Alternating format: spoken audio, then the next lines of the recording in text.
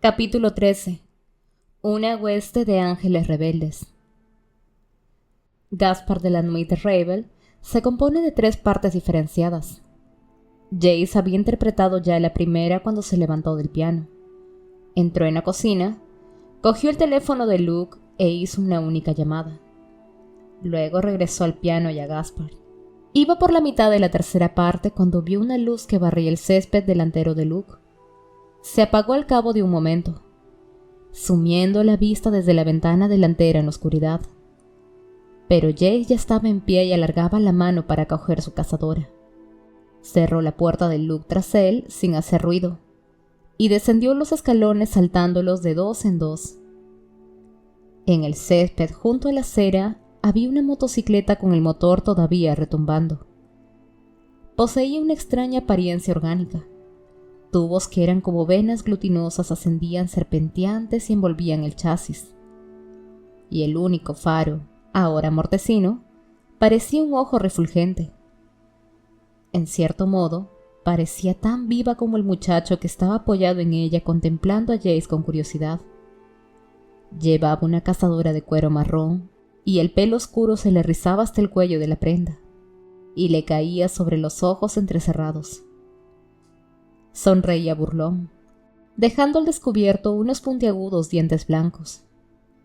Desde luego, se dijo Jace, ni el muchacho ni la motocicleta estaban vivos en realidad. Ambos se movían gracias a energías demoníacas, alimentados por la noche. «Rafael», dijo Jace a modo de saludo. «¿Ya ves?», repuso este. «La he traído, como me pediste». «Lo veo». «Aunque podría añadir, siento mucha curiosidad por saber por qué querrías algo como una motocicleta demoníaca. Para empezar, no son lo que se dice aceptables por parte de la Alianza. Y en segundo lugar, se rumorea que ya tienes una». «Sí que tengo una», admitió Jace, dando vueltas alrededor de la motocicleta para examinarla desde todos los ángulos. «Pero está en el tejado del instituto, y ahora no puedo acceder a ella». Rafael lanzó una divertida risita. «Parece que ninguno de los dos es bien recibido en el instituto». «¿Ustedes? ¿Los chupasangres están aún en la lista de los más buscados?» Rafael se inclinó a un lado y escupió, con delicadeza, al suelo. «Nos acusan de asesinatos», afirmó con ira. «De la muerte del ser lobo, del hada, incluso la del brujo, aunque les he dicho que no bebemos sangre de brujo. Es amarga y puede obrar extraños cambios en los que la consumen». «¿Le has dicho esto a Maris?» «Maris», los ojos de Rafael centellaron. «No podría hablar con ella ni que quisiera. Ahora todas las decisiones pasan por la inquisidora. Todas las indagaciones y peticiones se llevan a través de ella. Es una mala situación, amigo, una mala situación». «¿Me lo vas a decir a mí?», exclamó Jace. «Y nosotros no somos amigos. Estuve de acuerdo en no contar a la clave lo sucedido con Simon porque necesitaba tu ayuda, no porque me caigas bien». Rafael sonrió burlón, los dientes centellando blancos en la oscuridad. «Así que no te caigo bien», ladeó la cabeza a un lado. «Es curioso», reflexionó. «Había pensado que se te veía diferente ahora que has caído en desgracia con la clave, que ya no eres su hijo favorito. Pensé que algo de esa arrogancia podría haber desaparecido, pero sigues siendo el mismo». «Creo en la coherencia», replicó Jace. «¿Vas a dejarme la moto o no? Solo tengo unas pocas horas hasta que salga el sol». «Supongo que eso significa que no vas a llevarme a casa». Rafael se apartó con elegancia de la motocicleta. Mientras se movía, Jace distinguió el brillante destello de la cadena de oro que le rodeaba la garganta. «No», Jace montó en la moto, «pero puedes dormir en el sótano bajo la casa si te preocupa el amanecer». Rafael se quedó pensativo. Era unos pocos centímetros más bajo que Jace, y aunque parecía más joven físicamente, los ojos eran mucho más ancianos. «¿Así que ahora estamos en paz por Simon, cazador de sombras?» Jace aceleró la moto haciéndola girar en dirección al río. «Jamás estaremos en paz, chupasangre, pero al menos esto es un comienzo». Jace no había conducido una motocicleta desde hace tiempo, y le cogió desprevenido el viento helado que ascendía del río, traspasando la fina cazadora y la tela vaquera de los pantalones con docenas de gélidas agujas. Se estremeció, contento de haberse puesto al menos guantes de cuero para protegerse las manos. Aunque el sol acababa de ponerse, parecía como si al mundo le hubiesen quitado el color. El río tenía el color del acero. El cuello era gris perla. El horizonte, una gruesa línea negra pintada en la distancia. A lo largo de los arcos de los puentes de Williamsburg y Manhattan, centellaban luces. El aire sabía nieve, a pesar de que faltaban meses para el invierno. La última vez que había volado sobre el río, Clary había estado con él, rodeándolo con los brazos y con las manos aferradas a la tela de su cazadora. Él no había sentido frío entonces. Ladeó la moto ferozmente y sintió cómo daba un bandazo lateral. Le pareció ver su propia sombra proyectada sobre el agua, peligrosamente ladeada. Mientras se enderezaba, lo vio. Un barco con costados de metal negro, sin marcas y casi sin iluminación. La proa como una estrecha cuchilla que cegaba el agua ante él. Le recordó a un tiburón delgado, veloz y mortífero. Frenó y descendió poco a poco, sin el menor sonido, como una hoja atrapada en la marea. No sentía como si cayera. Era más bien como si el barco se alzara para ir a su encuentro, manteniéndose a flote en una corriente ascendente. Las ruedas de la moto aterrizaron en la cubierta, y el muchacho se deslizó lentamente hasta detenerse. No había necesidad de parar el motor. Bajó de la moto, y su retumbo sordo decreció un gruñido, luego un ronroneo, y finalmente quedó en silencio.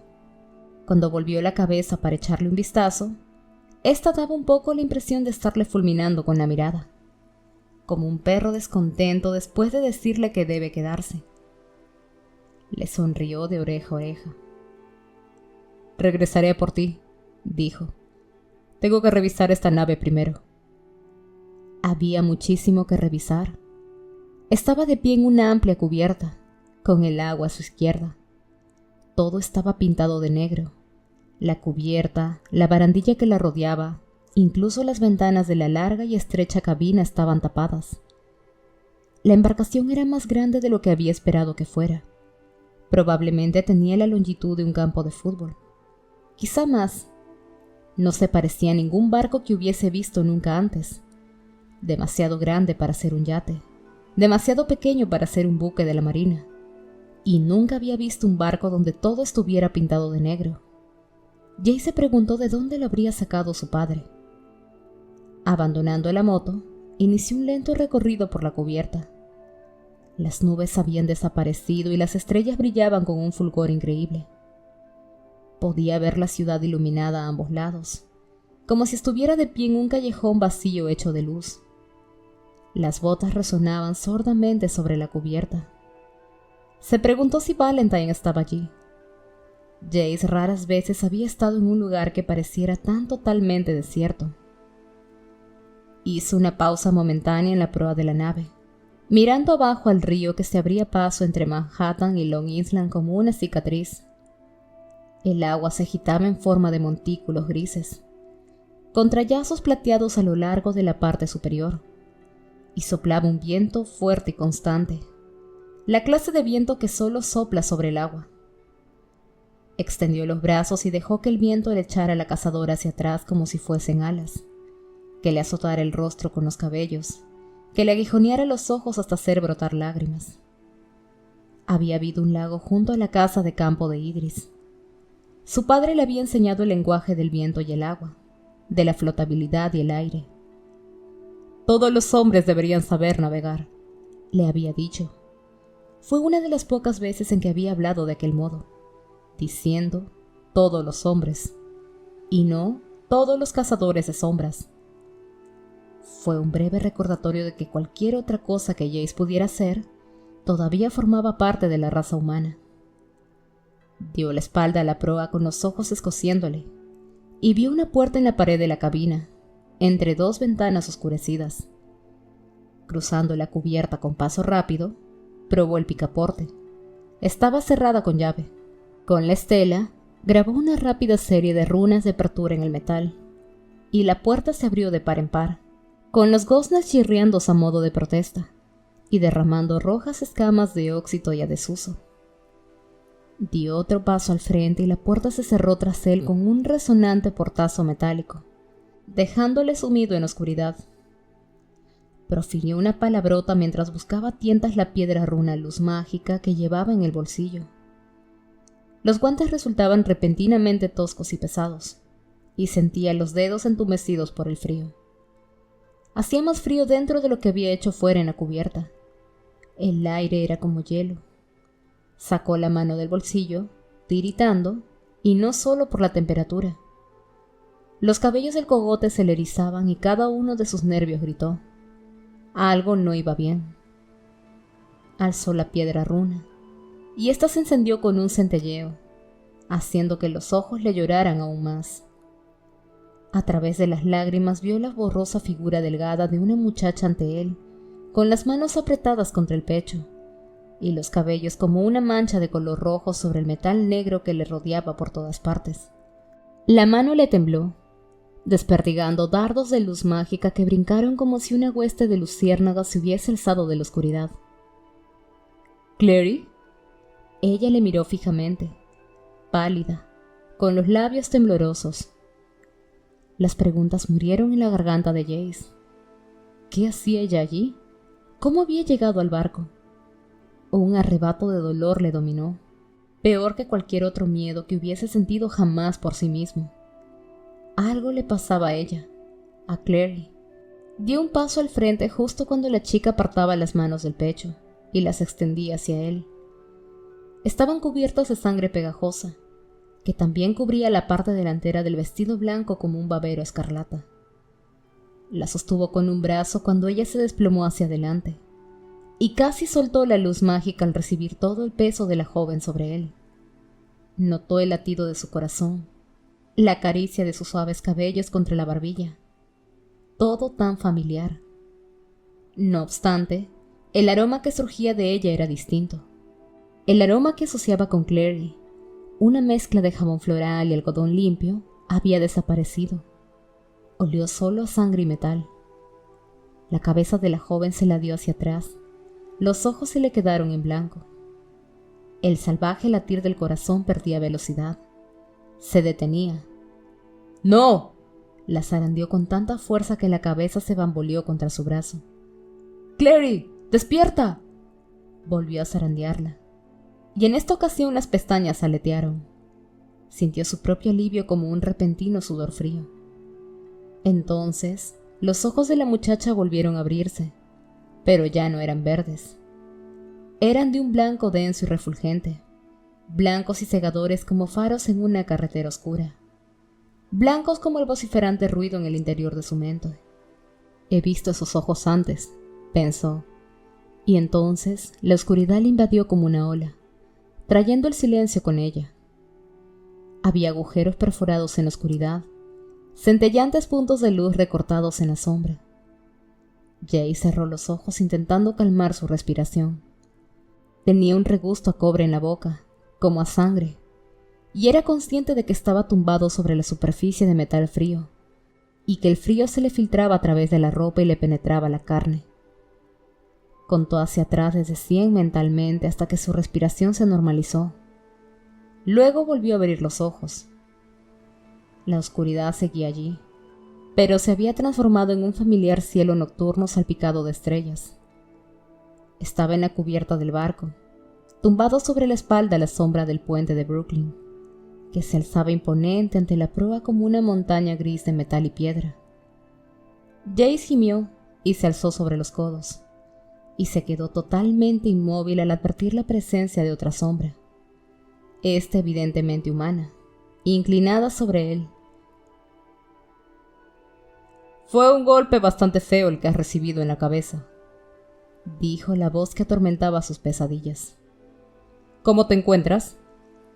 Jay se incorporó e inmediatamente lo lamentó al sentir un retortijón en el estómago. De haber comido cualquier cosa en las últimas 10 horas, Estaba casi seguro de que lo habría vomitado. En cualquier caso, el sabor amargo de la bilis le inundó la boca. «Me siento fatal». Valentine sonrió. Estaba sentado sobre un montón de cajas vacías aplanadas, vestido con un pulcro traje gris y corbata, como si estuviese sentado tras el elegante escritorio de caoba de la casa Wayland en Idris. «Tengo otra pregunta obvia para ti. ¿Cómo me encontraste?» «Se lo saqué a tu demonio Raum», contestó Jace. «Fuiste tú quien me enseñó dónde tienen el corazón. Lo amenacé y me lo contó. Bueno, no son muy espabilados, pero se las arregló para decirme que venía de un barco que estaba en el río. Alcé los ojos y vi la sombra de tu embarcación en el agua. También me contó que tú le habías invocado, pero yo ya lo sabía». «Ya veo». Valentine pareció estar ocultando una sonrisa. «La próxima vez que vengas a visitarme, deberías avisarme antes. Te habría ahorrado un desagradable encuentro con mis guardas». «¿Guardas?» Jace se apoyó contra la fría barandilla de metal y aspiró profundas bocanadas de limpio aire frío. «Te refieres a demonios, ¿verdad? Has usado la espada para llamarlos». «No lo niego», respondió Valentine. «Las bestias de Lucian destrozaron a mi ejército de repudiados, y no tenía ni tiempo ni ganas de crear más. Ahora que tengo la espada mortal, ya no los necesito. Tengo a otros». Jace pensó en Clary, ensangrentada y muriendo en sus brazos. Se llevó una mano a la frente. Estaba fresca allí donde la barandilla de metal la había tocado. «Esa cosa en el hueco de la escalera», dijo. «No era Clary, ¿verdad?» «¿Clary?» Valentine sonó levemente sorprendido. «¿Es eso lo que viste?» «¿Por qué no iba a ver lo que vi?» Jace luchó por mantener la voz sin inflexión, despreocupada. No le resultaba desconocida ni incómoda la presencia de secretos, tanto propios como de otras personas, pero sus sentimientos hacia Clary eran algo que solo podía soportar si no los examinaba con demasiada atención. Pero se trataba de Valentine. Él lo examinaba todo con atención, estudiándolo, analizándolo. ¿Cómo podía aprovecharse de lo que fuera? Le recordó a Jace a la reina de la corte Silly, fría, amenazadora, calculadora. «Lo que te encontraste en el hueco de la escalera», explicó Valentine, «fue a Agramon, el demonio del miedo. Agramon adopta la forma de lo que sea que más nos aterra. Cuando ha acabado de alimentarse de su terror, te mata, suponiendo que aún sigas vivo. La mayoría de los hombres y las mujeres mueren de miedo antes de eso. Debo felicitarte por aguantar tanto rato como lo hiciste». «¿Agramon?» Jace estaba atónito. «Ese es un demonio mayor. ¿De dónde lo has sacado?» «Pagué a un brujo joven y lleno de presunción para que lo invocara para mí. Él pensaba que si el demonio permanecía dentro de su pentagrama, podría controlarlo. Por desgracia para él, su mayor temor era que un demonio invocado rompiera las salvaguardas del pentagrama y le atacara. Y eso fue exactamente lo que sucedió cuando Agramon llegó». «De modo que así fue como murió», dijo Jace. «¿Cómo murió quién?» «El brujo», contestó Jace. «Se llamaba Elías, tenía 16 años. Pero tú ya lo sabías, ¿verdad? El ritual de la conversión infernal». Valentine lanzó una carcajada. «Has estado ocupado, ¿no es cierto? Así que sabes por qué envié esos demonios a casa de Lucian, ¿verdad?» «Querías a Maya», respondió Jace. «Porque es una mujer loba adolescente. Necesita su sangre. Envié a los demonios Drebag a averiguar lo que pudieran en casa de Lucian e informarme», explicó Valentine. «Lucian mató a uno de ellos, pero cuando el otro me informó de la presencia de una joven licántropa...» «Enviaste a los demonios Raum a por ella». Jace se sintió repentinamente muy cansado. «Porque Luke la aprecia, y tú querías hacerle daño si podías». Hizo una pausa y luego añadió en un tono controlado: «Lo que es bastante mezquino, incluso para ti». Por un momento, una chispa de cólera se encendió en los ojos de Valentine. Luego echó la cabeza atrás y rió alegremente. Admito tu terquedad. Es tan parecida a la mía. Se puso en pie y le extendió una mano a Jace. Ven, da una vuelta por la cubierta conmigo. Hay algo que quiero mostrarte. Jace quiso rechazar la mano que le ofrecía, pero no estaba seguro, teniendo en cuenta su dolor de cabeza, de poder ponerse en pie sin ayuda. Además, probablemente sería mejor no enojar a su padre demasiado pronto. Dijera lo que dijera Valentine sobre valorar la rebeldía de Jace, jamás había tenido mucha paciencia con la desobediencia. La mano de Valentine era fría y seca, sopretón curiosamente tranquilizador. Cuando Jace estuvo en pie, Valentine le soltó y sacó una estela del bolsillo. «Deja que elimine esas heridas», dijo alargando la mano hacia su hijo. Jace se apartó, tras un segundo de vacilación que Valentine sin duda había advertido. «No quiero tu ayuda». Valentine guardó la estela. «Como quieras». Empezó a andar y Jace le siguió al cabo de un instante, trotando para alcanzarle. Conocía lo suficiente a su padre como para saber que él jamás se volvería para ver si Jace le había seguido, sino que simplemente supondría que lo había hecho y empezaría a hablar. No se equivocó. Para cuando Jace llegó junto a su padre, Valentine ya había empezado a hablar. Tenía las manos a la espalda y se movía con una gracia natural y despreocupada, poco corriente en un hombretón tan grande. Se inclinaba hacia adelante mientras hablaba, casi como si avanzara a grandes zancadas contra un viento intenso. «Si recuerdo correctamente», estaba diciendo Valentine, «¿tú estás familiarizado con El paraíso perdido de Milton?» «Únicamente me lo hiciste leer unas 10 o 15 veces», replicó Jace. «Es mejor reinar en el infierno que servir en el cielo, etc. y todo eso». «Non serviam», citó Valentine. «No seré un siervo». Eso es lo que Lucifer tenía grabado en su estandarte cuando cabalgó con su hueste de ángeles rebeldes contra una autoridad corrupta. ¿Qué es lo que intentas decirme? ¿Que estás al lado del demonio? Algunos dicen que el mismo Milton estaba del lado del demonio. Su Satán es ciertamente una figura más interesante que su dios. Casi habían llegado a la proa de la nave. Valentine se detuvo y se apoyó en la barandilla. Jace se unió a él allí. Habían dejado atrás los puentes del East River y se encaminaban a la zona sur de mar abierto entre Staten Island y Manhattan. Las luces del distrito financiero relucían igual que luz mágica sobre el agua. El cielo estaba cubierto de polvo de diamante, y el río ocultaba sus secretos bajo una oleosa capa negra, rota aquí y allí por un destello plateado que podía haber sido la cola de un pez, o de una sirena. «Mi ciudad», pensó Jace, experimentalmente, pero las palabras todavía trajeron a su mente a Alacante y sus torres de cristal, no los rascacielos de Manhattan. «¿Por qué estás aquí, Jonathan?», preguntó Valentine tras un momento. «Después de verte en la Ciudad de Hueso, me pregunté si tu odio hacia mí era implacable. Casi me había dado por vencido contigo».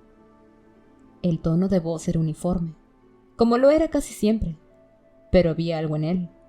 No vulnerabilidad, pero al menos una especie de genuina curiosidad, como si hubiese comprendido que Jace era capaz de sorprenderle. Jace miró el agua. «La reina de la corte Silly quería que te hiciera una pregunta», dijo. «Me pidió que te preguntara qué sangre corre por mis venas». La sorpresa recorrió el rostro de Valentine igual que una mano, suavizando toda expresión. «¿Has hablado con la reina?» Jace no dijo nada. «Así es como actúa el pueblo mágico.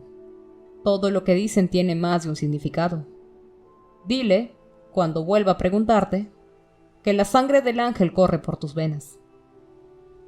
«Y por las venas de todo cazador de sombras», repuso Jace desilusionado, pues había esperado una respuesta mejor. «Tú no le mentirías a la reina de la corte Silly, ¿verdad?» «No». El tono de Valentine fue tajante. «Y tú no vendrías aquí simplemente para hacerme esa pregunta ridícula. ¿Por qué estás aquí realmente, Jonathan?» Tenía que hablar con alguien. No era tan bueno controlando la voz como su padre. Podía oír su propio dolor en ella, como una herida sangrante justo bajo la superficie. Los Lightwood no soy otra cosa que problemas para ellos. Luke debe de odiarme a estas alturas. La Inquisidora me quiere muerto. Hice algo que hirió a Alec y ni siquiera sé qué fue. ¿Y tu hermana? Quiso saber Valentine. ¿Qué hay de Clarissa? ¿Por qué tienes que estropearlo todo? Pensó. Tampoco está demasiado contenta conmigo, vaciló. Recordé lo que dijiste en la Ciudad de Hueso, que jamás tuviste una oportunidad de contarme la verdad. No confío en ti, añadió. Quiero que lo sepas, pero pensé que podría darte la oportunidad de contarme el porqué. Tienes que preguntar más que los porqués, Jonathan. Había una nota en la voz de su padre que sorprendió a Jace. Una humildad feroz que parecía templar el orgullo de Valentine. Igual que el acero podía templarse con fuego. Existen tantos porqués. ¿Por qué mataste a los hermanos silenciosos? ¿Por qué cogiste la espada mortal? ¿Qué planeas? ¿Por qué no era suficiente para ti la copa mortal? Jace se contuvo antes de que se le escaparan otras preguntas. ¿Por qué me abandonaste una segunda vez? ¿Por qué me dijiste que ya no era tu hijo para luego regresar a por mí de todos modos? Sabes lo que quiero. La clave está irremediablemente corrompida y debe ser destruida y reconstruida de nuevo. Hay que liberar a Idris de la influencia de las razas degeneradas y hacer la tierra inmune a la amenaza demoníaca. Sí, ya, respecto a esa amenaza demoníaca, Jace echó un vistazo alrededor, como si medio esperara ver la negra sombra de Agramon avanzar penosamente hacia él. Creía que odiabas a los demonios. Ahora los usas como siervos. Los demonios rapiñadores, los Drebak, Agramon, son tus empleados. Guardas, mayordomo, chef personal, por lo que yo sé. Valentine tamborileó con los dedos sobre la barandilla. No soy amigo de los demonios, explicó. Soy Nephilim, sin importar lo mucho que pueda pensar que la alianza es inútil y la ley fraudulenta. Un hombre no tiene necesariamente que estar de acuerdo con su gobierno para ser un patriota, ¿no es cierto? Es necesario ser un auténtico patriota para discrepar, para decir que uno ama más a su país de lo que le importa su propio puesto en el orden social. Se me ha vilipendiado por mi elección, se me ha obligado a ocultarme, se me ha desterrado de Idris. Pero soy, y siempre lo seré, Nephilim. No puedo cambiar la sangre que corre por mis venas aunque quisiera hacerlo. Y no quiero. Yo sí. Jace pensó en Clary. Volvió a echar una ojeada a las aguas oscuras, sabiendo que no era cierto. Renunciar a la caza, a la captura de la presa, al conocimiento de la propia velocidad vertiginosa e infalibles habilidades. Eso era imposible. Él era un guerrero. No podía hacer nada más. ¿Tú quieres?, preguntó Valentine. Jace desvió la mirada rápidamente, preguntándose si su padre podía leerle el rostro. Habían estado ellos dos solos durante tantos años, que hubo un tiempo en el que él había llegado a conocer el rostro de su padre mejor que el suyo propio. Valentine era la única persona a quien sentía que no podía ocultar sus sentimientos, o la primera persona, al menos. En ocasiones sentía como si Clary pudiera mirar justo a través de él como si fuera de cristal. No, contestó. No quiero. ¿Eres un cazador de sombras para siempre? Soy, respondió Jace. Al fin y al cabo lo que tú me hiciste. Estupendo, exclamó Valentine. Eso es lo que quería oír. Su padre se recostó en la barandilla, alzando la mirada al cielo nocturno. Había canas grises en sus cabellos de un blanco plateado. Jace nunca antes había reparado en ellas. Esto es una guerra, siguió Valentine. La única cuestión es, ¿de qué lado pelearás? Pensaba que estábamos todos del mismo lado. Pensaba que éramos nosotros contra los mundos de los demonios. Ojalá pudiera ser así. ¿No comprendes que si sintiera que la clave se preocupaba realmente por este mundo, si pensara que lo hacen lo mejor que pueden, por el ángel, ¿por qué iba yo a pelear contra ellos? ¿Qué motivo podría tener yo? Poder, pensó Jace, pero no dijo nada. Ya no estaba seguro de qué decir, y mucho menos de qué creer. Si la clave sigue actuando como lo hace, siguió Valentine. Los demonios verán su debilidad y actuarán. Y la clave, distraída con su interminable cortejo de las razas degeneradas, no estará en condiciones de combatirles. Los demonios atacarán y destruirán y no quedará nada. Las razas degeneradas. Las palabras transportaban una incómoda familiaridad. Le recordaron a Jay su infancia, en un modo que no era del todo desagradable. Cuando pensaba en su padre y en Idris, siempre acudía el mismo recuerdo borroso de la calurosa luz solar abrazando las verdes extensiones de césped frente a su casa en el campo, y de una enorme figura oscura de amplias espaldas inclinándose para alzarse de la hierba y llevarle adentro. Debía de haber sido muy pequeño entonces, y nunca lo había olvidado. No había olvidado el modo en que había olido la hierba verde y brillante y recién segada, ni el modo en que el sol había transformado los cabellos de su padre en un halo blanco, ni tampoco la sensación de ser llevado en brazos, de estar a salvo. «Luke», replicó Jace con cierta dificultad. «Luke no es un degenerado. Lucian es diferente. Fue un cazador de sombras en el pasado». El tono de Valentine carecía de inflexión y era terminante. «Esto se refiere a subterráneos específicos, Jonathan. Esto tiene que ver con la supervivencia de toda criatura viva de este mundo. El ángel eligió a los Nephilim por un motivo. Somos los mejores de este mundo, y sé que existe, y debemos de usar este poder para salvar este mundo de la destrucción, sea cual sea el precio que debamos pagar». Jace apoyó los codos en la barandilla. Hacía frío allí. El viento gélido le atravesaba la ropa y tenía las yemas de los dedos entumecidas. Pero mentalmente veía colinas verdes, agua azul y las piedras color miel de la casa solariega de los Wayland. En el antiguo relato, dijo, Satán dijo a Adán y Eva, serán como dioses, cuando les tentó para que pecaran, y les arrojaron fuera del jardín debido a ello. Hubo una pausa antes de que Valentine se riera. ¿Lo ves? Es por eso que te necesito, Jonathan. Me mantienes alejado del pecado del orgullo. Existen toda clase de pecados. Jay se irguió y se volvió de cara a su padre. No has respondido a mi pregunta sobre los demonios, padre. ¿Cómo puedes justificar invocarlos? El asociarte incluso a ellos. ¿Planeas enviarlos contra la clave? Por supuesto que sí, respondió él sin vacilar, sin detenerse ni un momento a considerar si sería sensato revelar sus planes a alguien que quizás los compartiría con sus enemigos. Nada podría haber impresionado más a Jace que darse cuenta de lo seguro que estaba su padre de su éxito.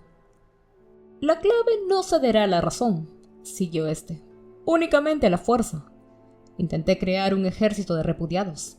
Con la copa podría crear un ejército de nuevos cazadores de sombras, pero eso llevaría años. No dispongo de años. Nosotros, la raza humana, no disponemos de años. Con la espada puedo hacer que acuda a mí un ejército obediente de demonios. Me servirán como herramientas. Harán cualquier cosa que les exija. No tendrán elección. Y cuando haya acabado con ellos, les ordenaré que se destruyan y lo harán. Su voz carecía de emoción. Jace aferraba la barandilla con tanta fuerza que los dedos habían empezado a dolerle. No puedes masacrar a todo cazador de sombras que se oponga a ti. Eso es asesinato. No tendré que hacerlo.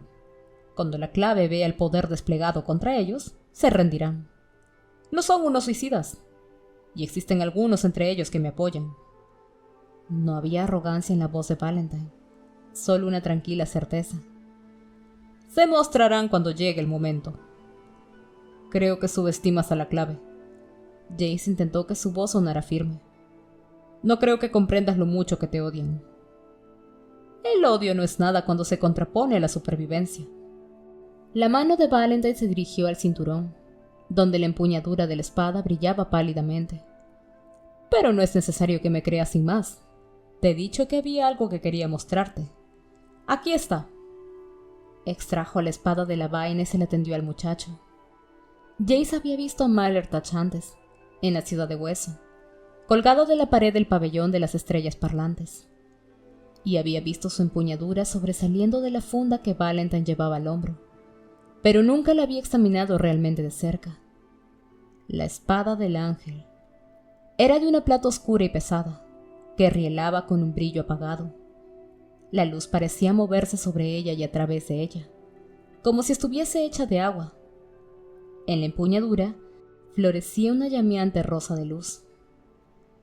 Jace tenía la boca reseca cuando habló. Muy bonita. Quiero que la empuñes. Valentín ofreció el arma a su hijo, del modo en que siempre le había enseñado a hacerlo, con la empuñadura por delante. La espada parecía titilar oscuramente a la luz de las estrellas. Jace vaciló. No. ¡Cógela! Valentín se la puso en la mano. En cuanto los dedos de Jace se cerraron sobre el mango, un rayo de luz salió disparado por la empuñadura de la espada y descendió por su centro al interior de la hoja. Jace miró rápidamente a su padre, pero Valentín permanecía inexpresivo. Un dolor oscuro ascendió por el brazo de Jace y le atravesó el pecho. No era que la espada fuera pesada, no lo era.